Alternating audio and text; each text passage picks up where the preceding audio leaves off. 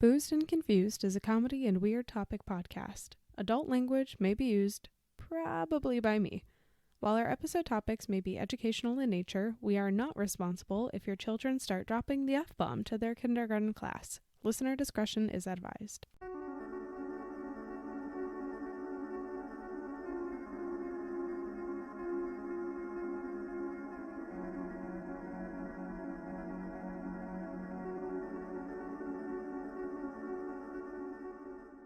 Welcome back, everybody.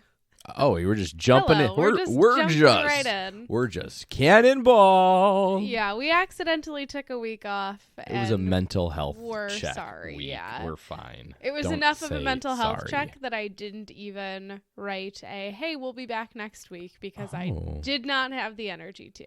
Hey, no need to say sorry. Yeah. Well, we're back. And we've got a spooky one for you, because guess what? It's spooky season. It's spooky season, my friends. This is Boozed and Confused. I'm Carola. I am Line. Matt. You're Matt. Yes. Yes. And yeah, this is our shit podcast. So go ahead, buckle on in. Welcome to the ride. Keep all hands and feet inside the vehicle while we're moving. And anything that you lose is not our fault. We confiscate it. We just take it. The producer just comes around and just puts her little finger in your pocket and and she just grabs it. And for anyone who's new here, the producer is our 1-year-old child. So That's right. Yep. That's right. Before we get into it, a couple of housekeeping items that you probably already know, so you can go ahead and skip ahead. Can I 45 skip ahead? seconds. But Can I skip ahead? No, you can't. But for legal purposes, I have to include this. The first, we're on all your favorite social media. We're on Facebook, Instagram, YouTube, and Twitter. And if social media is not really your thing, you could always send us an email at boozedandconfusedpodcast@gmail.com. But usually the best way to get a hold of us is Insta DMs or Twitter Slide on in. DMs. Yeah, either or. Or you can send a letter to our good friend Tim Allen, and he'll forward it to us. So. Oh yeah, how's he doing? Yeah, I'm just kidding. We're not affiliated with Tim Allen. I think he's actually kind of a shit person, but I'm not 100% sure. Oh, what is that? That's what he says. Oh, okay. Let's see the next one. If you like our shit pod and you tune in every week and you're like, oh, how can I help these guys?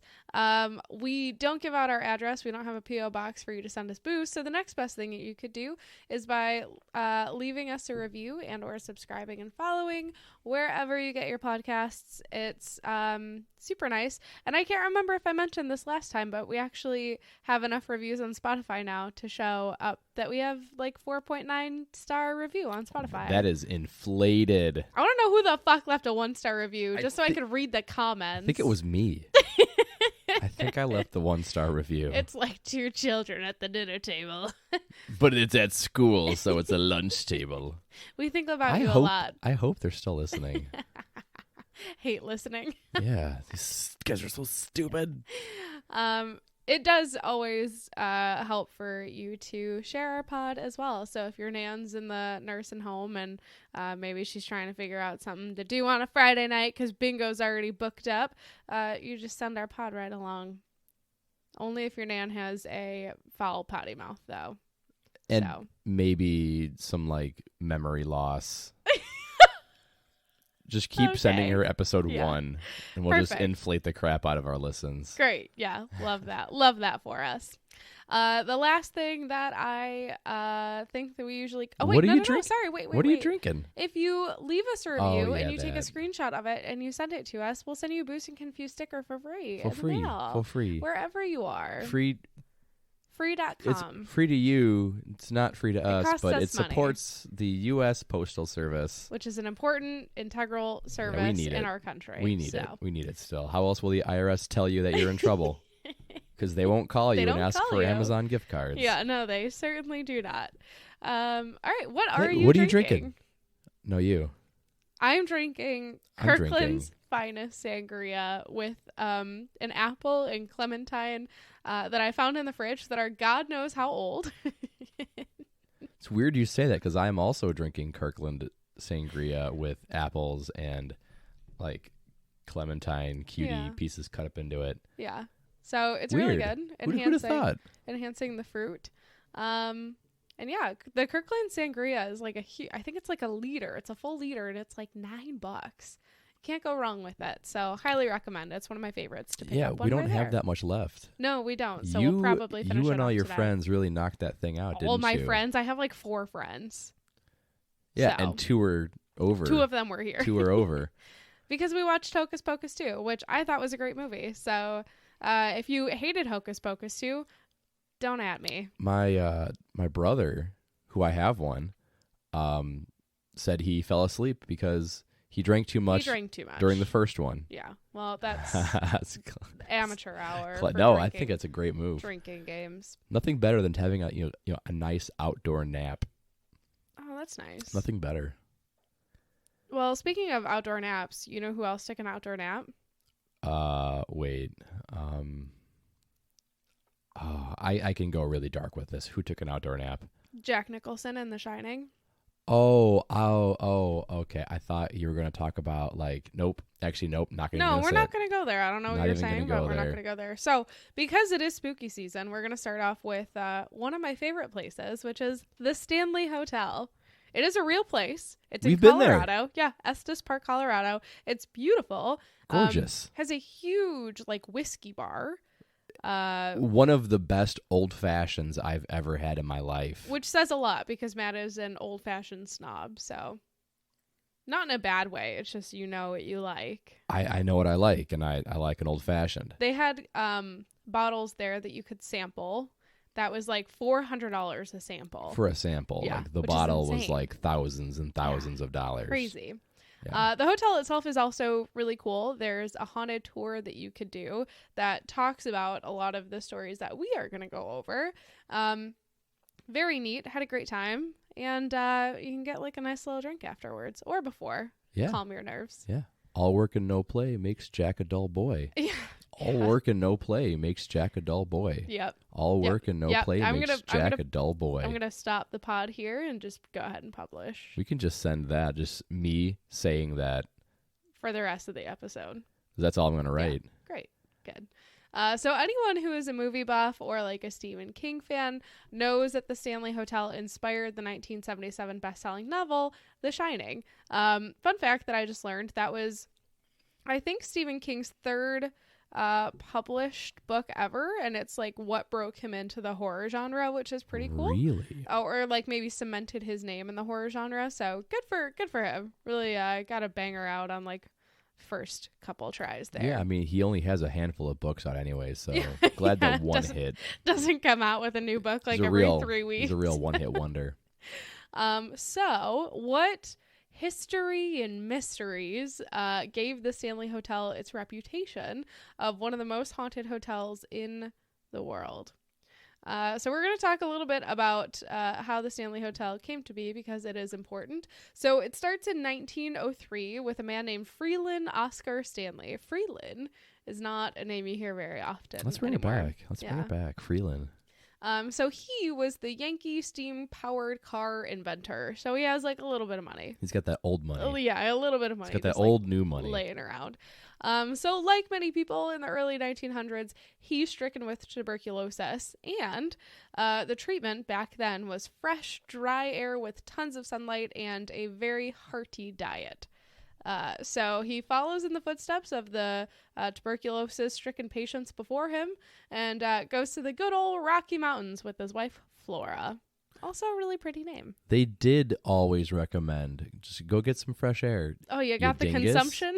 Go to the mountains. Go breathe some air. Oh, and now science is complicated. Now let's put some robots in your lungs.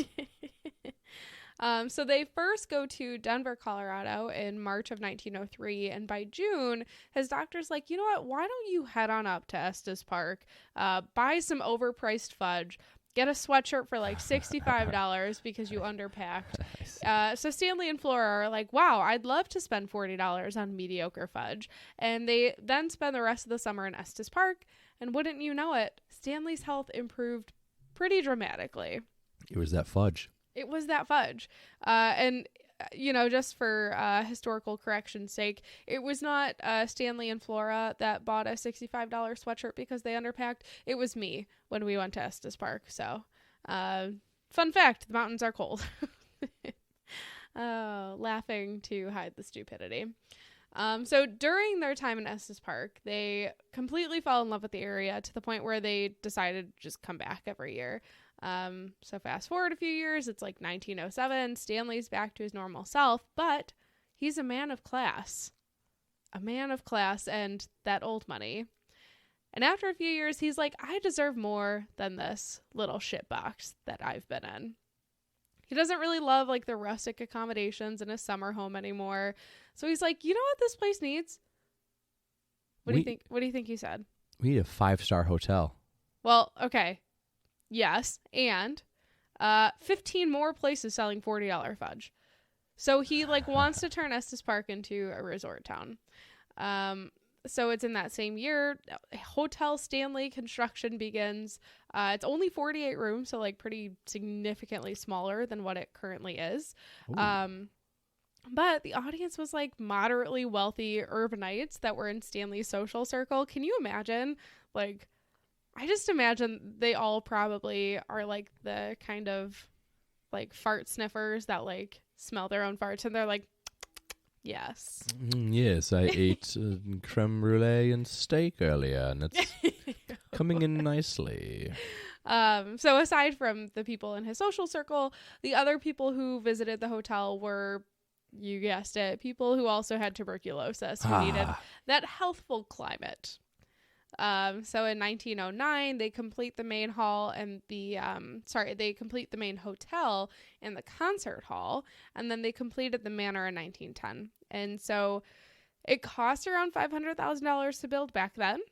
My inflation calculator doesn't go all the way back to 1909 to 1910. It goes to like 1912, doesn't it? Yes, it does. Yeah, I've used that thing a bunch of times in my classes. Yeah, it's very helpful. So like 1912-ish to today would be around 15 million. That's still not too bad for a hotel. Think of the investment. Well, they probably didn't use like unions back then, I'm guessing, and a lot of OSHA violations, I'm guessing. And OSHA? So for Stanley, being a hotel owner was like really more of a hobby for him. He actually once made a comment that he like spent more money than he made. So it was just kind of something he enjoyed doing. And the hotel being here and like Stanley's involvement greatly contributed to the growth of Estes Park, actually, and the creation of what would become the Rocky Mountain National Park, which is like one of my favorite places ever. It's beautiful. It was absolutely gorgeous. Yeah, if you guys ever go, Trail Ridge Road, drive it, get a change of pants, pull off the side of the road on the good side of the road. Yeah. Look at the animals. Yeah. It's a great time. Wear your long underwear. Yeah. Yeah, it's chilly up there. So here's where things kind of start taking a little bit of a turn. So it's a short time after opening, the hotel suffers this huge explosion from the gaslighting system in June of 1911.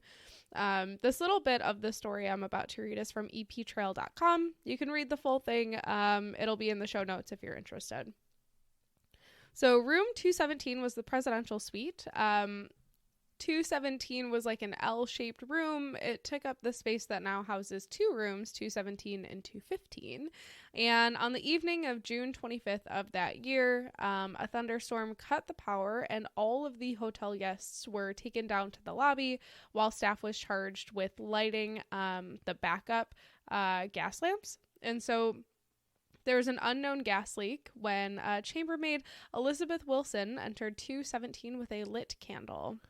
Oh, and she gets blowed up. She does get blowed up. Quote, the gas didn't have an odor in that time period, so she couldn't smell anything. That's a fun fact for anyone that didn't know. Gas is actually odorless, and they add their rotten egg smell so you could smell it. As soon as she entered the room, there was an instant explosion. The massive blast destroyed about 10% of the nearly 70,000 square foot hotel, which was its entire west wing at the time. It was a compression explosion, so it actually put out its own fire. Otherwise, it would have burned down the hotel because it is mostly wood, a timber frame structure. And the force of the explosion sent Wilson crashing into the McGregor dining room located directly below room 217. She suffered 2 broken ankles but recovered from her injuries. Stanley paid all of her medical bills, and after she recuperated, Wilson was made head chambermaid and worked at the hotel until her death in the 1950s. And it's like please don't sue me. Yeah. Well, I mean, back then I feel like, again, I don't feel like there were a lot of workers' rights, so well, she is a woman. And after her death in the 1950s, she purportedly began to haunt the room. Whoa, this is where I got blowed up. And no gaslights here. Sometimes by folding guests' clothing and putting them away, which like is so nice. I hope she doesn't haunt our house. If an unmarried couple, we would only be so lucky. If an unmarried couple is occupying the room, the very proper Mrs. Wilson's ghost may climb into bed with them and try to force them apart. Room for me. I do remember that part from the tour. Do you remember that part from the tour? I remember a lot of the tour. I remember the little orbs. Yeah, the little orbs everywhere. That's not all. So we'll hear some other spooky stories from around the hotel. And the next few are from nightlyspirits.com. The stunning staircase between floors in the hotel's lobby have been dubbed, quote, the vortex. It's a tornado of spiritual energy, sort of a paranormal portal for all the ghosts that visit the hotel. Guests report cold spots. They feel dizzy on the stairs, as though something had just like walked right through them. Speaking of orbs, you can see orbs and distortions caught on camera at this little staircase. And Mr. and Mrs. Stanley have even been seen hand in hand watching over the hustle and bustle from the grand staircase. Oh, that's so romantic. Yeah, it kind of feels not like bad haunted. Yeah, it doesn't feel like a creepy haunt. It's just like there's Mr. Stanley again. Kind of cute. Unless he's like I don't know, micromanager. You're doing that wrong. The concert hall was built by F.O. Stanley as a gift for his wife Flora, so the stage features a trapdoor used for theatrical entrances and exits. The lower level once housed a 2-lane bowling alley, and the hall underwent extensive repair and renovation in the 2000s, but it's a favorite spot for Flora Stanley's. She's even been known to play the piano well into the night, which is kind of creepy. I feel like anytime I watch any of those like ghost hunter type shows, anything that's like a piano in the distance or like anything musical, I'm like, fuck that, I'm out so fast. Whenever Goodbye. It's a show like that, it's always like a producer just hitting a note. They're like, did you hear that? Did you He's see like that? hiding behind the piano. Here's the replay. I will say Ghost Hunters was like my favorite ghost hunting show. I think there's like everyone from Ghost Hunters went off and did their own thing. So I think they brought the original back, but then one of the hosts like went off and got his own show, and then like one of like the side hosts went off and got her own show, which I think is called Kindred Spirits, which apparently is very good. I've watched a few episodes. I think I like the medium in that show. Yeah. It's that one dude. No, with I think the glasses. I think you're maybe. I think that guy's name is Chip. Does Chip sound familiar? Chip Coffee? Was it like a dog? I don't know. I give my dog 2 names. His name's Chip Coffee. I'm gonna look that up afterwards, but I love shit like that. I'm so into it. One of my childhood best friends growing up and I always used to watch this shit. We were big fans. Another spirit fond of the concert hall is Paul. So among other duties, Paul used to enforce the 11 p.m. curfew in the hotel's early days. So guests and employees report hearing someone telling them to get out late at night. A construction worker was doing some work on the floors in the concert hall when he felt someone nudge him several times until he left. And Paul is a big fan of the tour groups often flickering their flashlights upon request. Didn't do that for us, Paul. Didn't happen for us. No. Although maybe it's because we did like the early tour. I don't know. I don't know if they do multiple tours throughout the day. Gotta pay extra for the spooky stuff. Yeah. He's in on it. Yeah. Guest staying on the 4th floor, which I do remember the 4th floor was really fucking creepy in the hotel. So guest staying on the 4th floor report hearing children running around, laughing, giggling, and playing. The closet doors tend to open and shut on their own. More than a century ago, the entire 4th floor was a cavernous attic, and later it became lodging for female employees and children and nannies. Could it be that the Grady twins are more than fabrications of King's macabre imagination? Yeah, why not? Yeah, why not? Sure. Room 401 is, according to some, the creepiest room in the hotel, and it's thought to be haunted by an unfriendly male ghost by some accounts. Women have claimed that they were inappropriately touched by an unknown presence while standing in the room's closet. Yeah. I know we didn't get to go into all the rooms, like room 217 I don't think we went into. No. But I seem to recall being in room 401. I do also remember. I think I'll look at my photos from the tour after we do this and do a little reminiscing. But yeah, some of them, I mean, like you can rent out these rooms, and I think you can maybe ask for them specifically. But if I remember, there's a very long wait list for the ones that are spoopy. Too spoopy for me. Down the hall in room 407, multiple guests have reported the odd experience of being tucked into bed by some invisible force, and others have felt someone sit on the foot of the bed only to find nothing but an indentation on the covers when they switched on the light, which is very creepy, but also kind of wholesome that they're like, nighty night. Yeah, but you wouldn't like that. No, the farthest I'll go with like being okay with like being like touched while I'm in bed is like if the cats like jump on the bed, or even then they scare me. Yeah, it's next up is room 428. So 428 has reports of the sounds of footsteps and furniture moving about, but the real haunt is a friendly cowboy who appears at the corner of the bed. And obviously many friendly cowboys have spent a night or two in the Stanley Hotel over the years, but there's no indication of one dying in the building, which is confusing. Those that know their Estes Park history believe this to be the spirit of Rocky Mountain, Jim Nugent, if that sounds familiar. No, it doesn't. But maybe it will to somebody else who's not us. This is especially because he mostly appears to the ladies, sometimes giving them a ghostly kiss. Ew. What is it with all these fucking creepy ass ghosts that are like, might as well cop a feel? What are you gonna do? Yeah, like, leave me alone. Before indoor refrigeration, the Stanley Hotel had an outbuilding to house large blocks of ice, and the ice house has been remodeled into a museum containing some of the original Stanley steamer cars. It also has two spirits that have been seen inside. Billy is a shy kid that shows up as a blurry figure in photographs. Oh, Billy. Yeah. Existing long before Stephen King's other novel you might have heard of, Pet Sematary. There was an actual pet cemetery outside of the Stanley Hotel. There are two beloved pets who were buried there that like to apparently make appearances around the hotel. So one of them is Cassie, the golden retriever, and Comanche, a fluffy white cat. And they've both been seen and heard all around the property. Oh, that's kind of nice. Yeah, kind of sweet. That's kind of nice. A little ghost doggo. I wouldn't mind one of those. Ghost dog. Jumping on the bed, but it's okay. So it's okay if it's a ghost dog, but if it's the friendly cowboy, you're like, mm-mm. No, because pets are nice. And cowboys are gray. They're good and bad. Yeah. Yeah, I mean they really could go either way.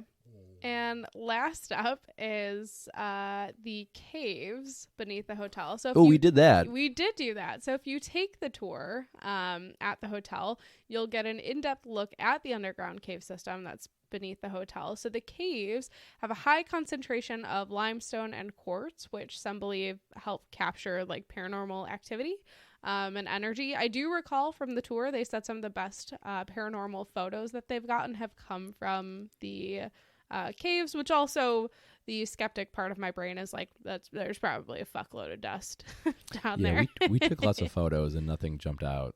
Yeah. When we went. Yeah. The caves have been used by employees to get around the hotel, and it would seem that at least one of them is still down there. Ooh. Current employees say that the smells of home-baked goods linger in the tunnel with no apparent source, and they attribute this to the pastry chef who worked for the Stanleys when the hotel was first opened. There's also a gray cat seen stalking around with like bright green glowing eyes. Okay. Yeah, maybe not as cute as like the first couple of pets we talked about. He's not known to be from the pet cemetery, so maybe he came from wherever those mysterious tunnels once led. Just some street cat. Up to no good. Yeah, just making trouble in the neighborhood. Well, that's like the biggest haunts of Stanley Hotel. I would love to hear from anyone who stayed at the hotel. We didn't stay there. We just did the tour had a drink. Yeah, we had a nice whiskey. Yeah. I did not have a whiskey. You don't drink whiskey. What I found to be kind of funny, so obviously people know about, Kubrick's The Shining with like Jack Nicholson. But apparently Stephen King didn't like that movie. And the adaptation of it? Interesting. He didn't like it. And there was a second version of The Shining made, and I thought it was kind of like a made-for-TV movie, kind of like very campy, and I don't know. I just remember it being kind of like, oh. But I think Stephen King is in the movie. Oh, in the campy one, and I think he's the bartender in it. Interesting. I watched it, eons ago, but I just remember he didn't like the Kubrick one, but he liked the weird little cheapy remake. Yeah, interesting. I'll have to look that up. I don't think I've heard that before. Yeah, and I do know that there is a sequel movie starring Ewan McGregor. It's called Dr. Sleep. And is it it's really? Supposed to be Red Rum Kid grown up. Oh. Yeah. Yeah, because he had The Shining. He had that, that thing. Oh, I don't think I've ever seen that. I'll have to give that a look. I do love The Shining. It's one of my favorite classics. Oh, it's a great movie. Yeah. Absolutely great movie. Well, that's it for the Stanley Hotel. Would love to hear any stories anyone has from staying there. And, if you've got any other spooks that you want us to read about or think about for spooky season, let us know. It's spooky season till Thanksgiving, I think. Yeah. We're actually gonna because we accidentally skipped a week, we're gonna extend it maybe a week past it. We have to at the bare minimum. But I will say, I would like to watch something spooky tonight. Okay. Yeah. We'll try to make that happen. We're gonna make it happen. Yeah. Thanks so much. And also, our 100th episode is coming up. Oh my gosh. What are we doing with our lives? I don't know. But, All right. Thanks so much for joining us this week. We promise we'll be around for next week. I super promise. Maybe positively and, promise. See you next time. Yeah. Oh, by the way, on the 100th episode, we have a guest coming in. Who's the guest? Yeah, get this. It's Joe Rogan. Shut the fuck up. Joe Rogan. I would not in. let Joe Rogan into my house. I'd let him in. I'd give him a little tickle. I'd give him a little tickle. No. Come here, Joe. Absolutely not. Little stout round guy. Oh my God. Absolutely not. All right. Well, thanks so much. See you next time. Bye, Joe. Bye. Bye.